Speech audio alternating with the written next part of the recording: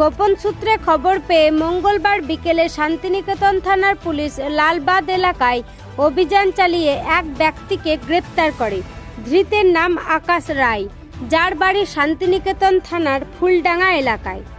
Police সূত্রে জানা গেছে, ধৃতের কাছ থেকে একটি বেআইনি আগ্নেয়াস্ত্র উদ্ধার করা হয়েছে। ঠিক কী উদ্দেশ্যে সে অস্ত্র বহন করেছিল এবং এর সঙ্গে কোনো চক্র জড়িত রয়েছে কিনা তা খতিয়ে দেখছে পুলিশ।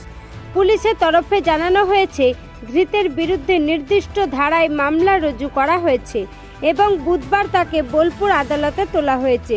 ঘটনার তদন্ত চলছে এবং এটি কোনো বড় ষড়যন্ত্র চক্রের সঙ্গে জড়িত কিনা সে বিষয়ে পুলিশ আরও তথ্য খুঁজছে।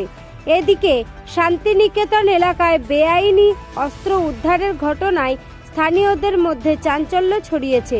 পুলিশের তরফে জানানো হয়েছে, অস্ত্র চোরাচালান বা অপরাধমূলক কার্যকলাপে যুক্ত কেউ রেহাই পাবে না। Bureau report, Tarapith TV.